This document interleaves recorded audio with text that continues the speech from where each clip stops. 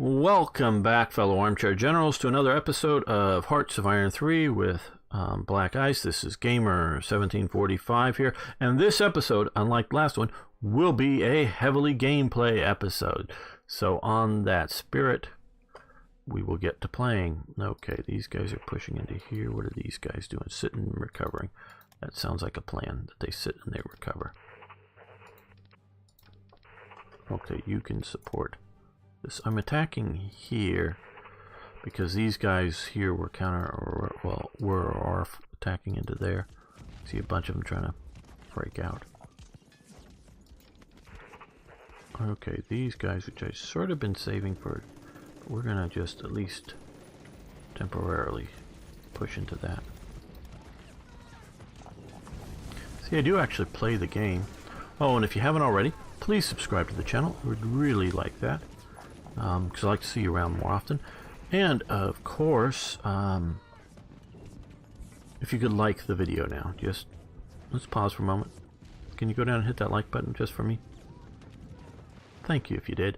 Really do appreciate it. It helps me out by growing the channel, telling YouTube that, hey, this is good content. And it also helps you out by telling YouTube, hey, you like these kinds of videos. Okay, they're no longer being attacked, and they're going to go on to the defensive. That's sort of the basic plan here is.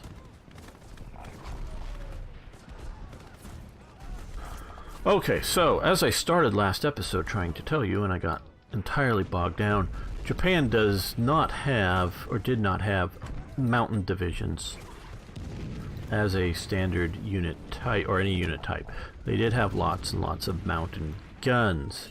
That sort of kind of means that they were, all infantry divisions were to one degree or another mountain divisions. I don't know specifically how much they trained for that. Okay, you're already pushing there, so you support that attack. And we were talking about, because I had good reasons to go where I did, but just way too much talking. So, you know, they probably trained a lot walking up and down mountains in Japan, so probably were pretty good at that. One thing I did in looking at it, and I did know that there was a change, but it seems to be, oh, I don't know, up until like 1938, all divisions were square divisions. And then they moved to some triangular divisions, and some binary divisions. And though they went back and built 2 or 3 or 4 or 5, I don't remember looking at the stuff. Square divisions again, but most of the rest were those. And I want to explain that here. I like triangle divisions. I think triangle divisions are the best. Square divisions are divisions that have 4 basic brigades. They could be of cavalry or of infantry or tanks or whatever. 4 basic brigades, and so the 4 of them sort of make up a square, so that's a square division. A triangle division has 3, sort of makes up a triangle, but that, and the reason that's a triangle is the idea is you are only ever intending to, things don't always work out of course, but intending to attack with 2 divisions or 2 brigades of the divisions or regiments or however your country calls them and labels them up, but 2 brigades at once. The 3rd is a reserve.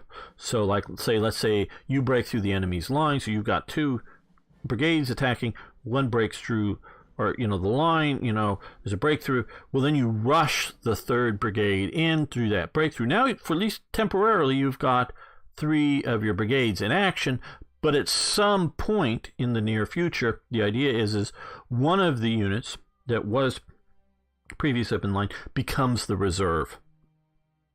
And so you keep this, or if the enemy's starting to threaten to break through somewhere, you bring up your reserves.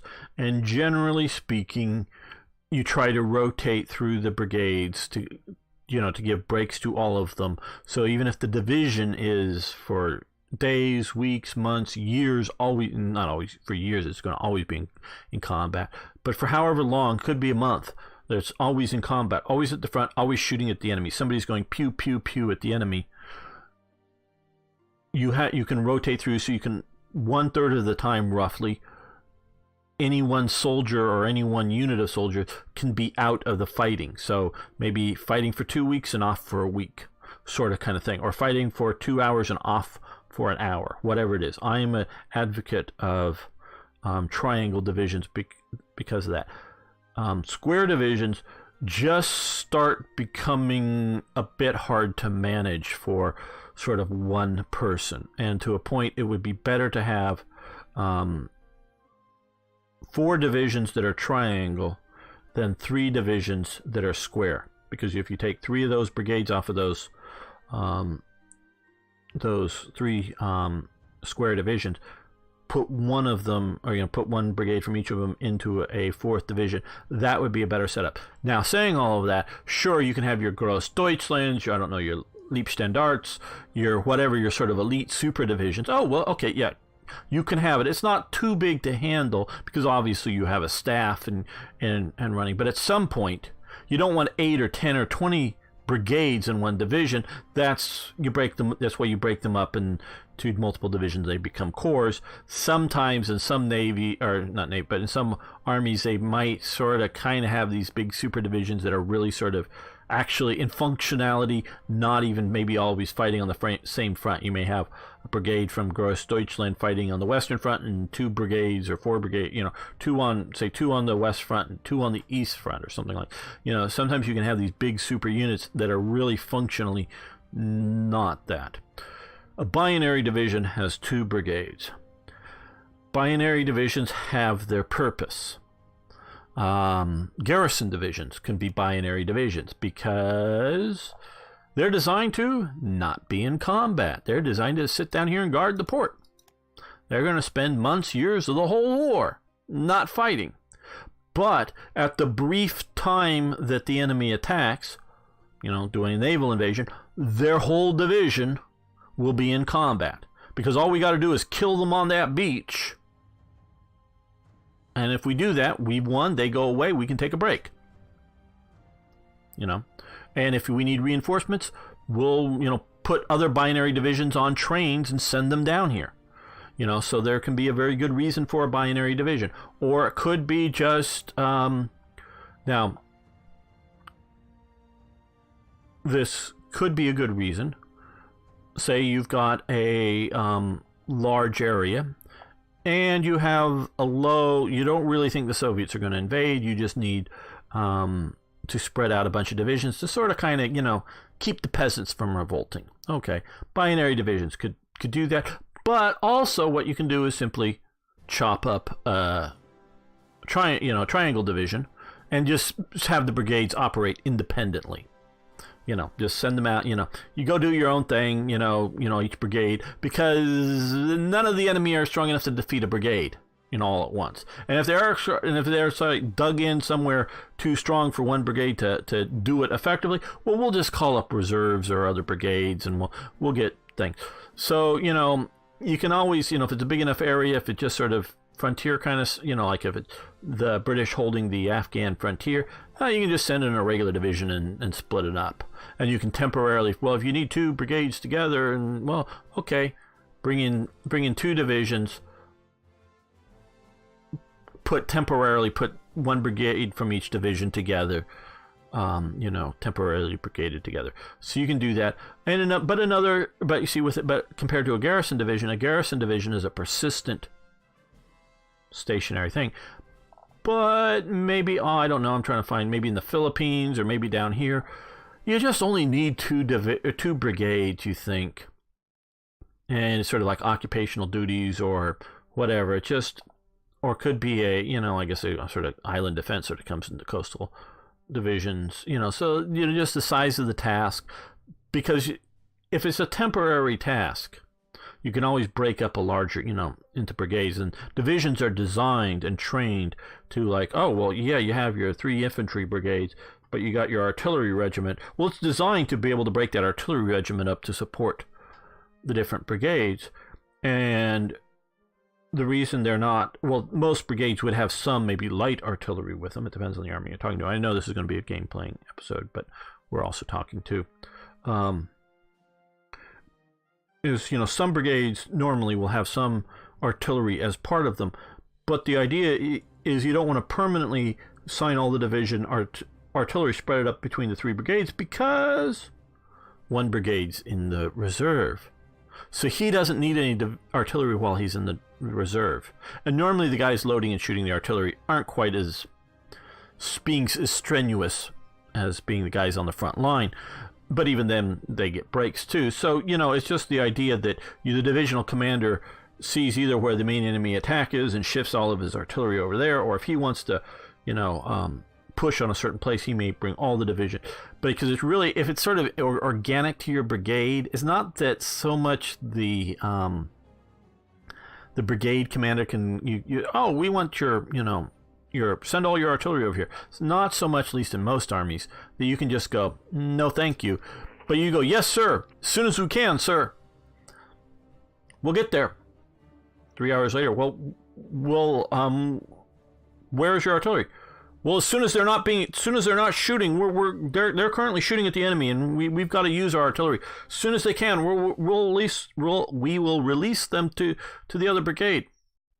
An hour or two later, you better get that. Okay, we'll get it moving. It'll take a couple hours to load all the ammo back up onto trucks, sir. You know, that kind of thing. It can be really hard to claw away, sort of any asset that either officially or functionally becomes, you know, part of a particular, you know, brigade, battalion, company, or whatever.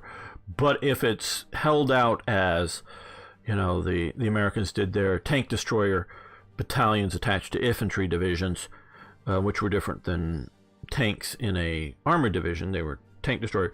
And so they were entirely under the control of the divisional commander, so they went where the divisional commander says. And if it might be for today, you take orders from that battalion commander. And he goes, sure, and then, but that brigade commander, which may outrank the guy in charge of the tank destroyer unit. But when the divisional commander says, okay, now you take orders from this different guy, they go, yes, sir. And it doesn't matter what the other guy orders you to do, because he's not in your sort of direct chain of command. You're sort of directly under the division commander, not under the brigade commander. So when he changes you from one brigade to another brigade, even though he outranks you, you do what the thing says, and you do it promptly. And so there's a lot of reasons for that. That is sort of, in short, why divisions are organized like they are. Okay, what was this? Was division HQs. Just what we were talking about. Division HQs, 38. We're going to let that go onward. And so, yeah, this is, I know I'm talking a lot, sorry. Inter service. This means coordination between Air Force and ground, but in Japan's case it was Navy and Army, which didn't. But I guess we would say this is between Army Air and Army Ground and Navy Air and Navy ships and Navy infantry and Navy ships and maybe Navy infantry when they were interfacing with the sometimes they were both you know, going ashore at the same place, interfacing with the Army. So that's sort of inner service. Brigades is this what I was talking about, is the main sort of actual combat unit, at least on this sort of scale, because obviously you get down to sticks, which are smaller than squads.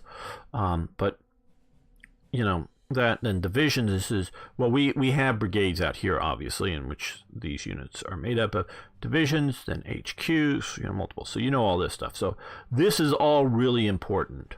And that's why I really love this whole sort of thing. And I haven't looked, you know, do I agree or disagree with just what here, where? Nah, it's not important. But because you can always argue over things like that. But I think it is really good to show how some armies were better than others.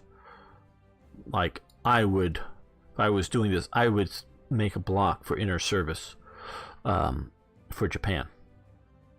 Just would. Just on that whole principle that the Navy and the Army did not really talk.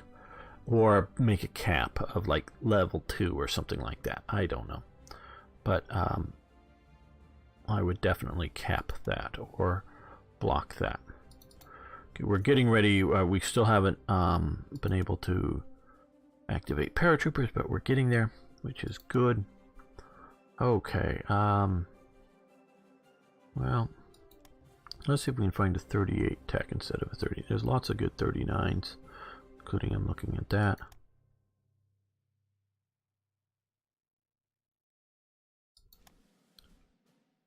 .40, okay. Oh, 3-man turret, that's an important one. Something the Japanese may have had by the end of the war, but definitely didn't have during its main war in China. Oh, I wanted to attack with that to counteract this attack here.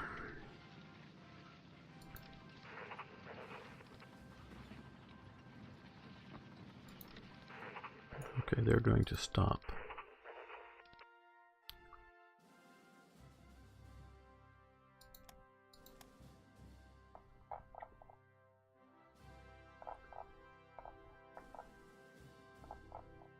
We're having to march into there.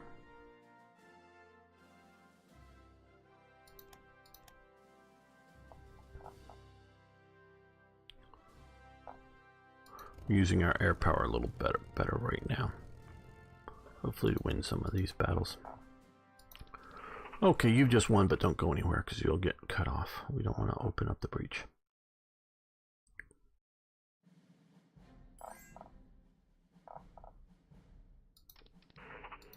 Yeah, that's all right.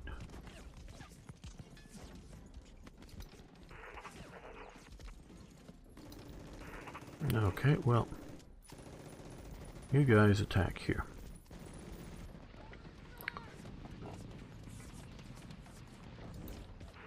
You guys attack here. So it looks like we've already won there.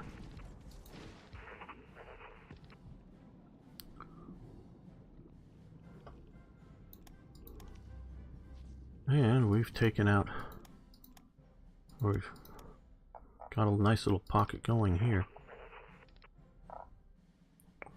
Well, that one in here.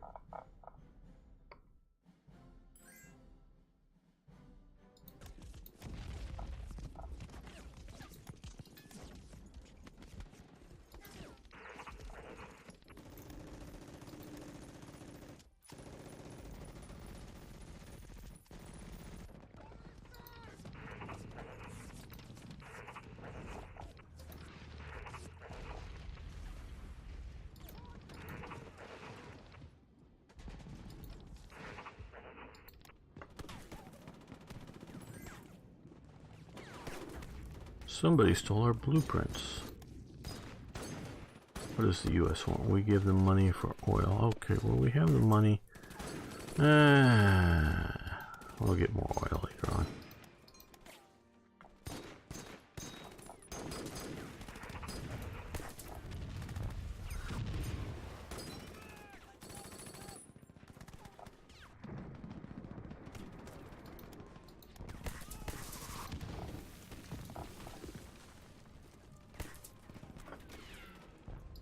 Okay, we're here now, and you're okay. You're pushing in with these guys. Now, yes, we have one. Okay, we need to get that. No, not to just these guys. See, I knew they were there. So I looked in between making some episodes. And now we have these guys that recently showed up. I added an elite divisional headquarters to this unit. So this is a pretty badass unit. We've got infantry tanks in here. And otherwise, a fairly decent unit. And this one here just has a regular headquarters, but otherwise the same makeup. So these are pretty hard-hitting units that we see do pretty well against the Chinese. We've got this Marine unit that was gutted in, I think, the early invasion of either here or Shanghai, I forget where.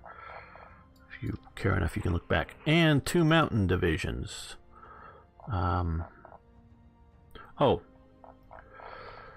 Based off of what we were saying earlier, square, triangle, binary, anything.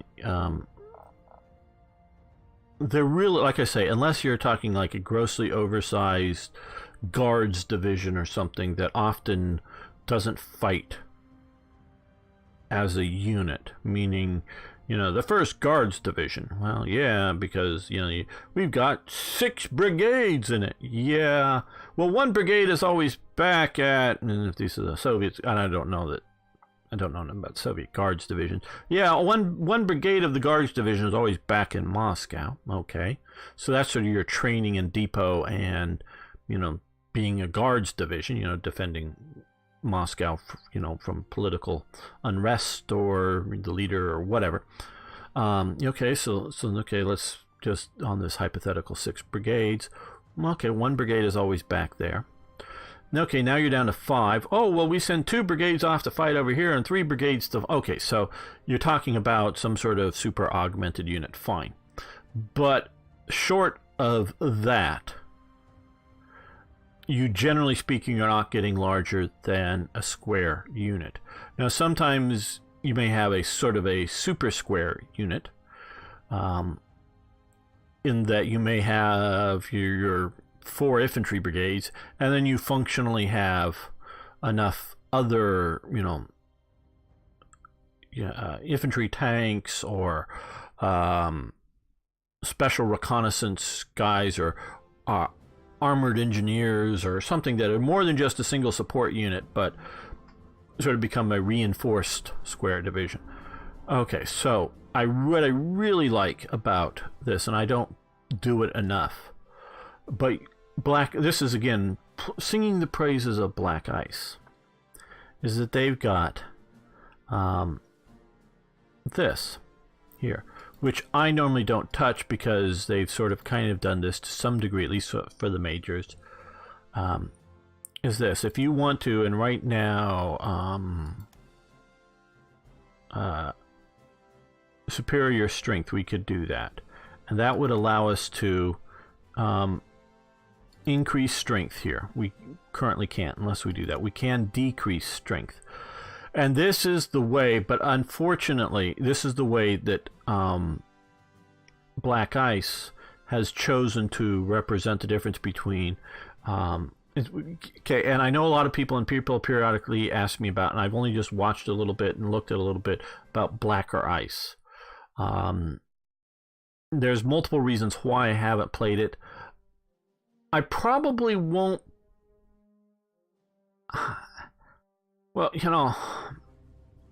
I don't know if it's, doing whoring or whatever, doing for the money, just because if enough people want to do it, I would do it. Yeah, if enough people were asking for it, I would do it, but I don't think enough people are going to ask for it. Now, if somebody says, oh, gamer, do you want to join us in our multiplayer game that we're doing for the internet, and we're going to play Blacker Ice, I'm going to go say, yes, please, because I don't mind playing it. I'm not against it. I don't dislike it. There are sort of, because of my association with Paradox, it's done outside of Paradox's system for mods. You can do it outside of it, but if you do it outside of it, you can't have any relations with it. So there will never be a TRE, at least not one released, for Blacker Ice. I will never mod for it. I will never be involved in it because I am too involved with the... even just as a mod maker. If you make a mod, technically, if I make a mod and release it to their system, Paradox owns it. I read the thing. They own the mod. They have never confiscated a mod, and I've even seen stuff that one guy who made some models, 3D models for Hearts of Iron 4, it sort of disappeared, and I wondered about that. And then, of course, his 3D work gets released, and he gets paid for it. He's really happy about it, being a DLC. So they're always really good about, if they're going to absorb a mod into their game, of compensating the mod maker. This is no criticism of it, but they technically own it if you've released it through them. But because of that, I am not going to touch, in any modding sense, release anything out for Blacker Ice. And that's just part of the reason that's sort of keeping me from going into it too far. But again, if somebody said, because there's nothing I'm doing that says I can't play it and can't show Blacker Ice on my channel. Nothing like that at all. I will not ever, like I do post these videos, on their Let's Plays, on their AAR thing. I will never in any way connect if I ever do anything with Black or Ice. Partially because it's outside of the system, but partially because I do know that they not just use symbols, but they deal with some other taboo. I don't necessarily think bad ways. I haven't looked into it in detail, but some taboo topics, death camps and that kind of thing, I think, in Black or Ice. And Black or Ice is not wrong to do it. It's outside the system.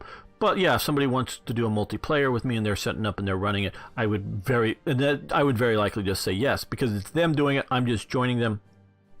Yeah, I would release my version of the playthrough happily, but I'm not doing that. But so Black or Ice, to create a square division, you have, brigades. They don't go down, I don't think, to battalions like Hearts of Iron 4, but they, would do, more frontline brigades. That's how you would do it in Black or Ice. Well, this is how you do it in Black Ice. You increase or decrease the strength of the units. The only problem with this in representing, say,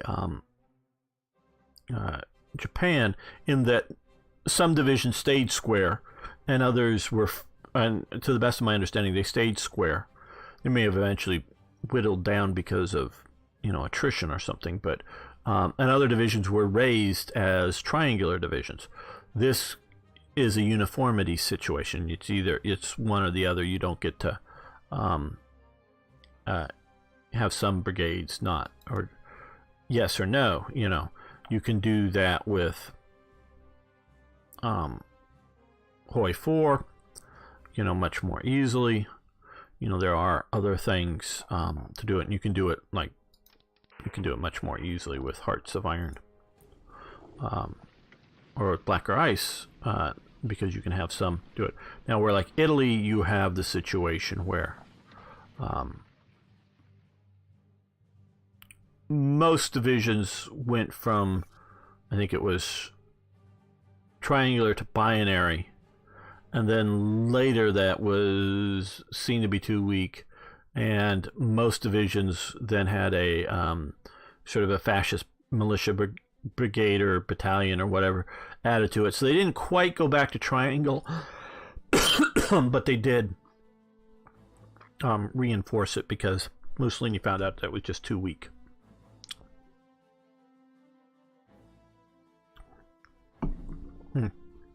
Talking too much. Okay, let's see the plans. Broadcasting.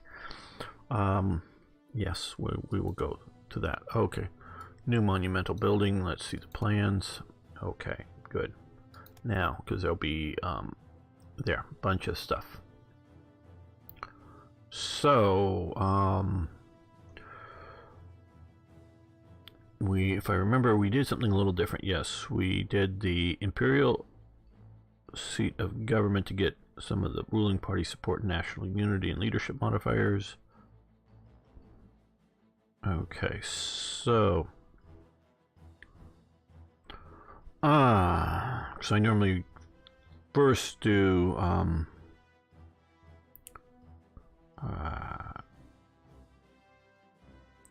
university, I think, when I play with Germany, and I didn't this time. Here, it's best to get this early, but we were having some really difficult times with ruling party support and whatnot earlier. Still not terribly great. We look here, as you can see, we do have 41. That's much better than we had before, but so there are reasons to do that. So movie studio. It's really hard to get the money back for the cost of that. Depends on what your base money is, obviously, but it's really hard to. The U.S. can. That belongs to the other thing. We don't get that. But here, National Feared Police Building. That'd be the Kempetai headquarters. CIA Research Efficiency. That's good. Imperial War Ministry, that would really help out here, but we're really not needing it. Our organization, 5%, it would be nice, but we don't need it. But it's like I say, it's better to get it earlier rather than later. So we're going to do advanced education, get that leadership bonus and that research bonus. So let's do that. Construct a new zone. Yes. Okay. So let's come here, and we're going to do. Oh, and we also get to do. Let's look at. We also get the broadcasting too. Right. Okay. So broadcasting. We have small news. We did that to get national unity and ruling party support up, and again that's helped. Consumer goods during wartime, during peacetime. Well, with Germany, I'm used to not need, by the time I get there, not needing any of that improvement, but we could use some improvement. That would help us considerably right now. So entertainment shows would help us out. Again, I don't know that we need more territorial pride or more national unity right now. You know, specifically, and we would do better for national unity by going here, maybe. But so we're going to do small entertainment as well. So let's close this. Let's do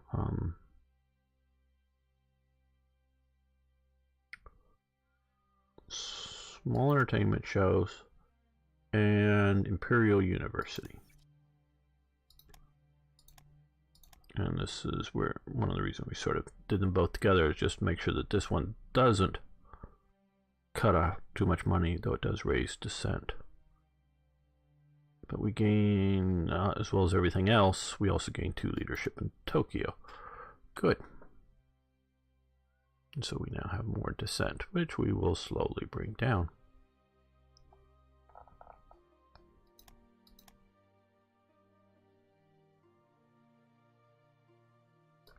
We need to push there.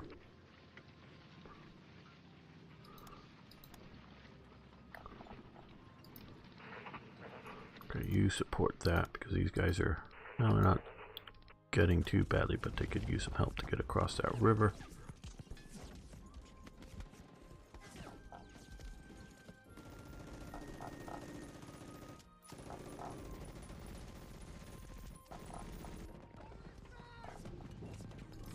He's being attacked by everybody is coming and attacking him, and he's doing okay. Partially because he's holding along a river there and in the mountains. And he's, you know, specialized light infantry, but reinforcements are coming. Mostly to cut them off. Okay, so advanced education investment. So that is from the leadership of the university, so that's good, as well as we're getting to 2 points additional leadership, not percent, but 2 points in Tokyo, so that's all combining to help us a lot. And first aid, yay. Let's currently, that's in their nation, I think. Let's look for other 38 technologies, or yeah, like a decryption machine. That'll help us. We'll do that. Veteran unit, we just spent a lot, but yeah, okay. But we have even more because we got more leadership. We're thinking about all that. But let's look around.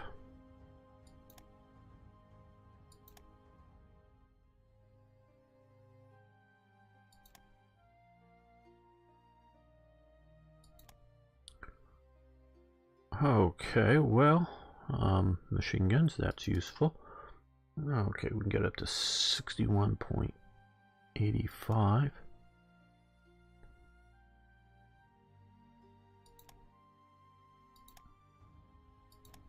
Trying for the most efficiency, doing 38s, unless they're really something that will sort of help and project forward. We can get to those soon. We're not there. They'll upgrade in a current thing.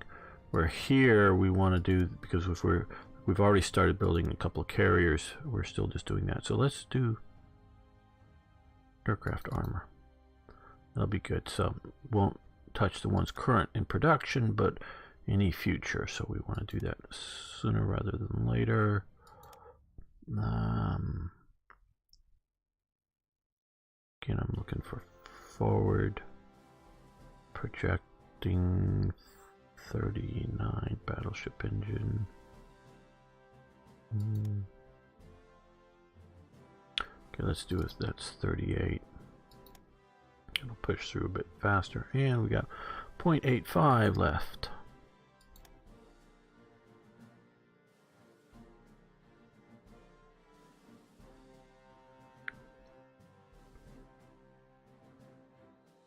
Well, oh, let's do fighter pilot training. That'll be really useful. That's a 38. Not maybe so useful against the Chinese, but hey.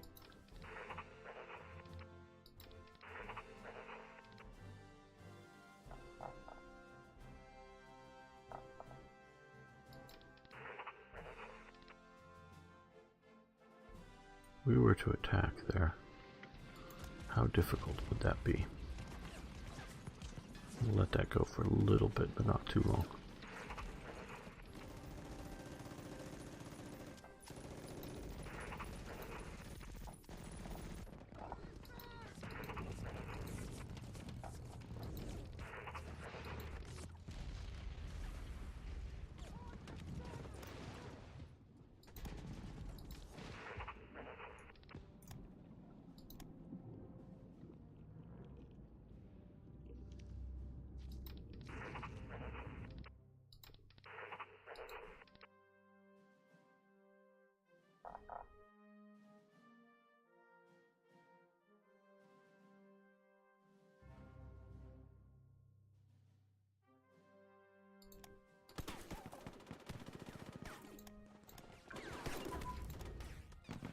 Okay, artillery unit combined arms, very good.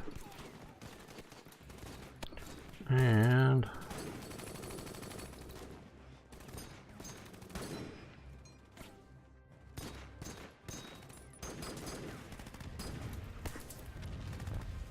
well, let's come down here. I know we have that one to do ground crew for our fighters.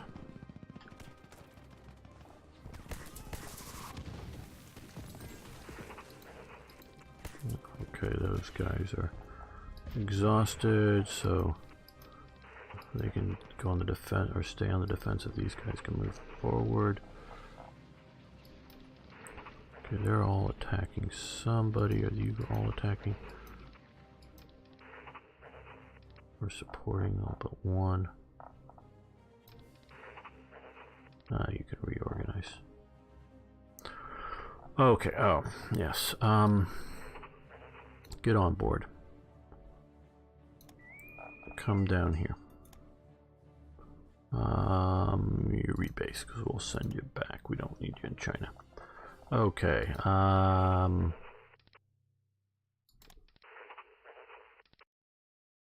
right, well, you keep you going there. Oh. Yeah, you get on board ship. You get on board ship. No, you don't. You do. You do. We got that HQ that will attach to somebody's core HQ. Okay. Okay, well, you come down here. You just rebase down there.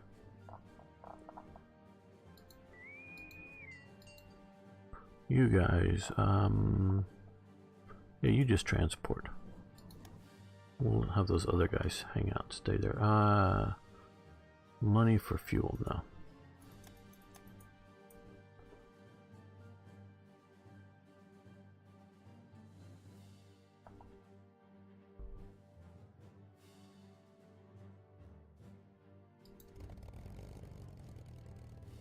Okay, we can send more forces down, Air Force down there. Yeah. Let's send a naval bomber unit.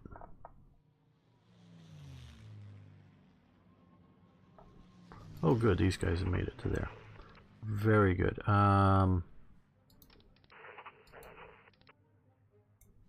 How long until they get there? 30th of June. No, I think it'll be faster to get them this way and then wait to get them off the trains. Yeah, you attack this city.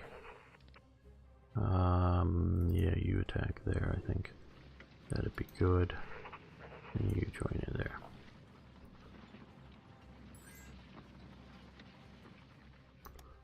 No, thank you.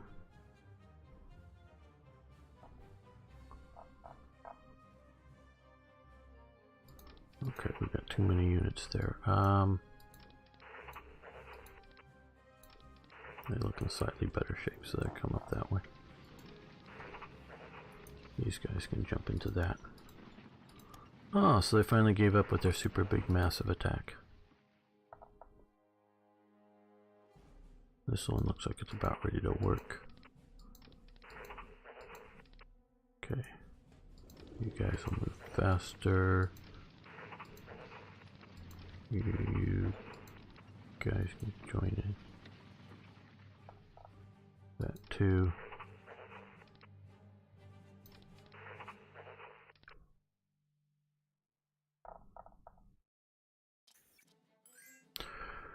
Nanjing Massacre. Okay, the Nanjing Massacre. A few weeks ago, our planes began bombing Nanjing, concentrating their efforts on the downtown areas, which were most densely populated by civilians. Knowing that our troops were en route towards the city, the people panicked and tried to flee. When the Japanese ground forces reached Nanjing, they were met with only minimal resistance from overwhelming and fatigued Chinese military units. 4 days later, with us attacking the city from all angles, the Chinese forces were routed.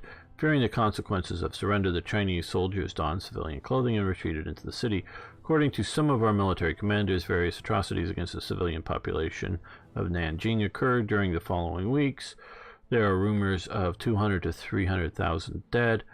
The news of the massacre will now hit the world and probably deteriorate our relations with democratic countries significantly. Yes. I don't know that they're downplaying the numbers, because I don't know the numbers, but it was that. It was basically, like they say here, a 4-day murder party. Yep, a 4-day murder party, which Japan sort of vaguely kind of acknowledges and then sort of vaguely tries to, yeah, it was not so much, and it was sort of out of control soldiers, and yeah, no. It was a murder party. The officers knew about it and let it happen. Yep, that's what it was. With the technology and the capabilities at the time, I don't blame the Japanese for the bombings of cities and things like that, because you could go, well, it worked, yeah, and does just the mere fact that something worked justifies it? No. But you really sort of have the situation of move, support the attack. How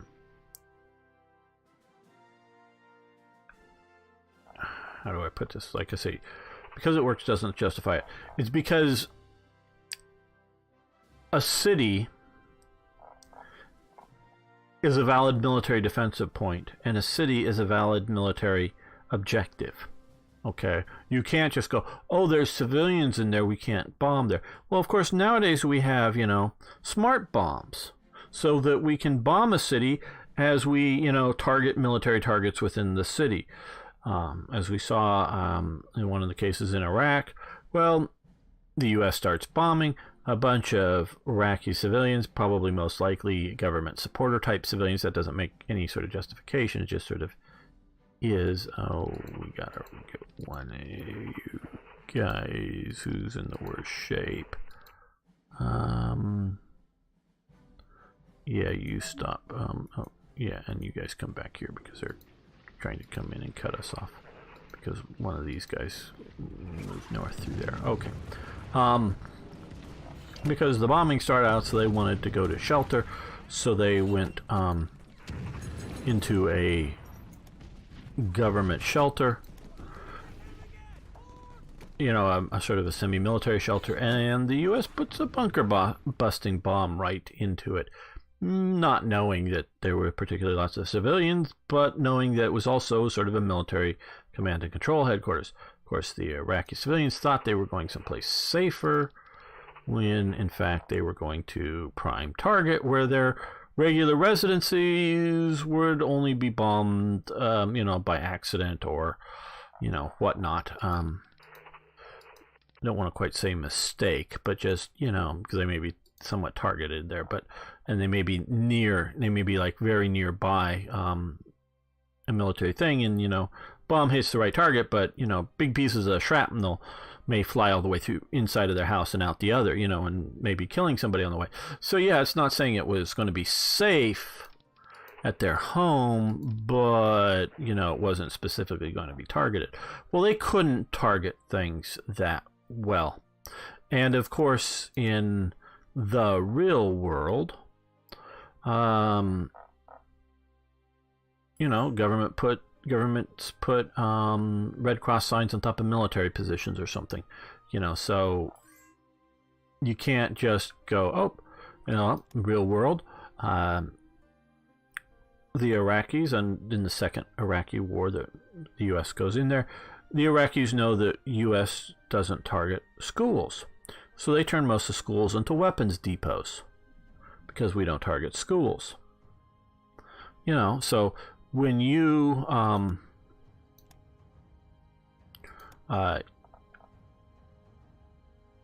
you know, use a, okay, yes, since it's you,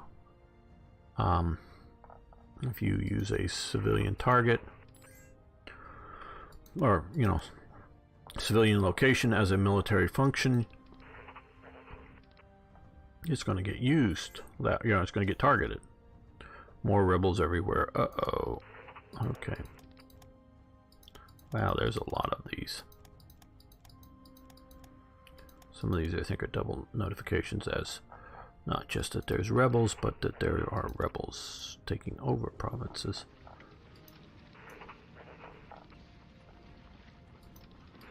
Good thing, well, okay, they got a Harbin garrison there to fight.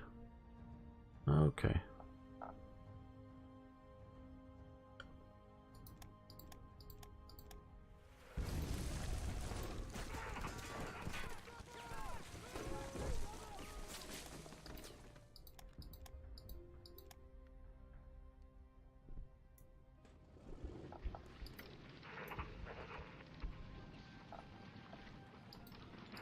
Don't need two of these. Well, not affecting.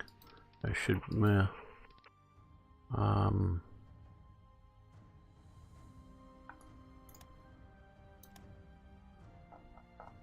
are you guys ready to move yet?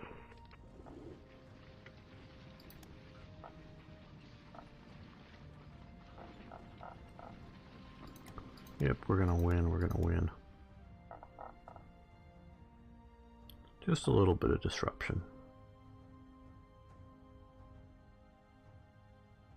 So yeah, I don't really blame the Japanese for bombing. I blame them for the murder party afterwards, but not specifically for the bombing. And yes, I know civilians died in that too, and maybe very many of them. Oh, how long until you get to attack? 49 hours. Okay.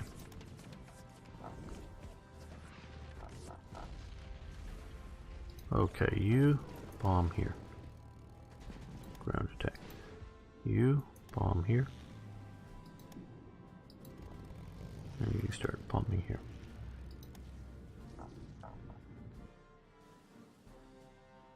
I did shift in these guys. Can they reach here? No. Too short-legged. We shifted these guys here. Can they reach here? Good. Okay, guys. Attack. Attack.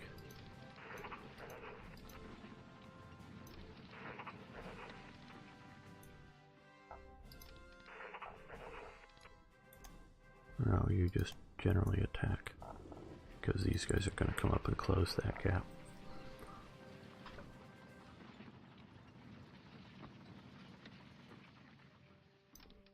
Yeah, it's going to be a bit of a grind, but go for it.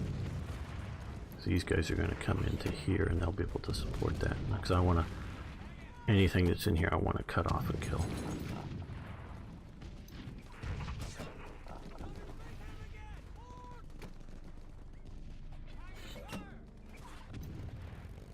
Okay, you go back and get recovered up.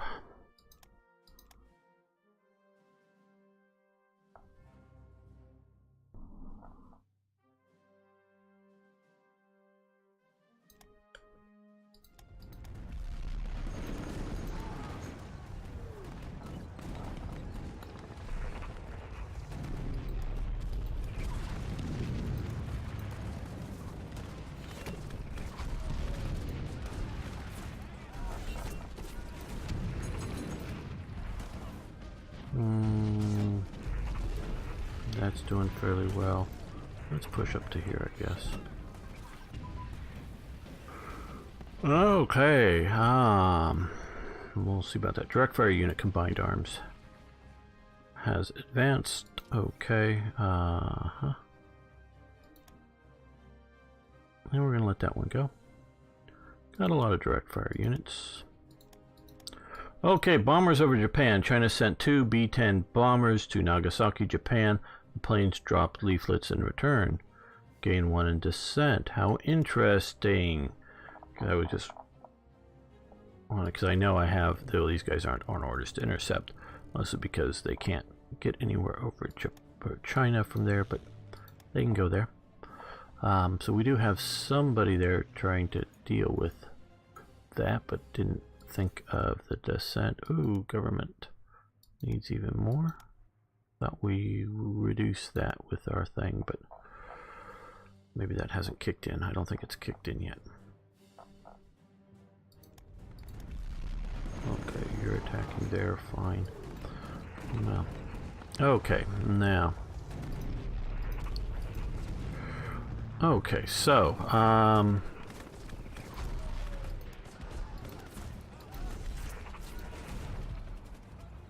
wait a minute. Yeah, no, well, I don't know. Only we have a bunch of units there commanded from there. Okay, well.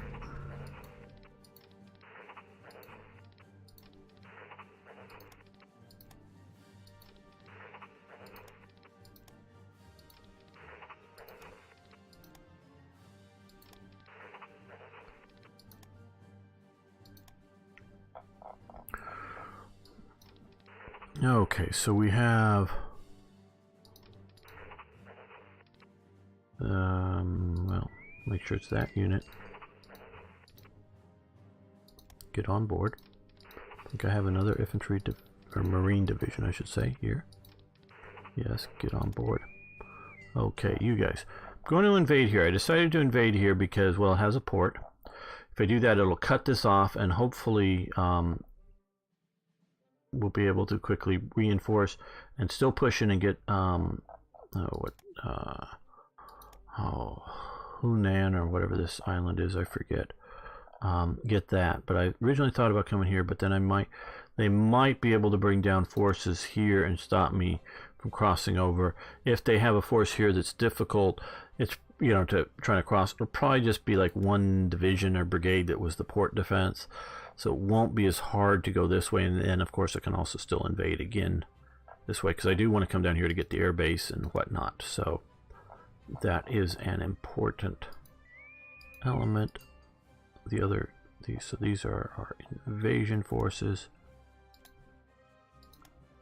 are going to invade. And on that note, I think we're going to end this episode. So we did get to gameplay, so that was good. I want to thank you all for watching. I want to thank you for liking the videos. And if you haven't already, like I've asked before, please subscribe to the channel. Love to see you around more often. And of course, I really love hearing from you. So please post a comment, a question, a suggestion, correction.